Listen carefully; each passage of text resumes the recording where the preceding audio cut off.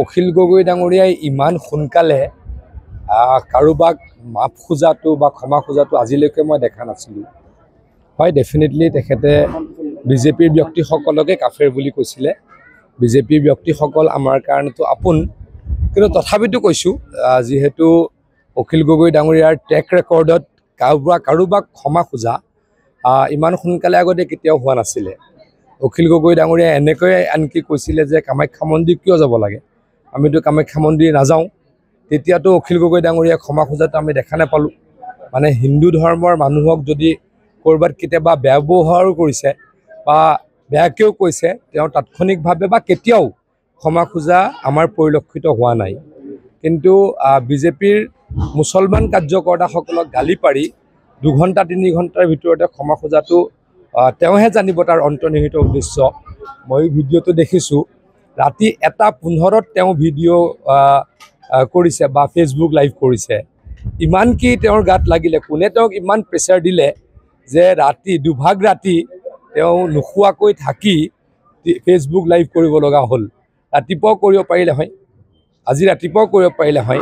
মানে তেখেতক চাগৈ তেখেতৰ সতীৰ্থসকলে ক'লে যে এইটোৰ পৰা মুছলমান ভোট আপুনি এটাও নাপাব। তেওঁৰ যিহেতু মতলব অকল মুছলমান ভোটেই, আমি সকলোৰে ভোট আজিকালি বিচাৰোঁ, সকলো জানে।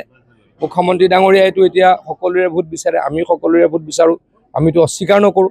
মই আজি পৰহি তাৰ আগদিনাখন যোৱা পৰহি মই ধিংৰূপহীত সভা অনুষ্ঠিত কৰিছোঁ। আজিও মই চামগুৰি সমিতিত সভাত অংশগ্ৰহণ কৰিম।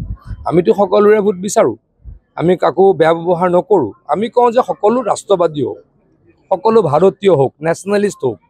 আমি এটা কথা বেয়া পাওঁ, অসমত থাকি যদি পাকিস্তান ছাপোৰ্ট কৰে কোনোবাই, তেতিয়াতো আমি বেয়া পাওঁ, এইটো আমি অপেনলি কওঁ। কিন্তু এনেকৈ আমি কোনো ধৰ্মক অসন্মান নকৰোঁ। অখিল গগৈ ডাঙৰীয়াই কামাখ্যা মন্দিৰলৈ নাযাওঁ বুলি হিন্দুৰ ধৰ্মীয় অনুভূতিত আঘাত কৰে, আৰু মুছলমান মানুহে কিবা এটা ক'লে বেয়া পালে বুলিয়ে ৰাতি 1 বজাত ফেচবুক লাইভত আহে।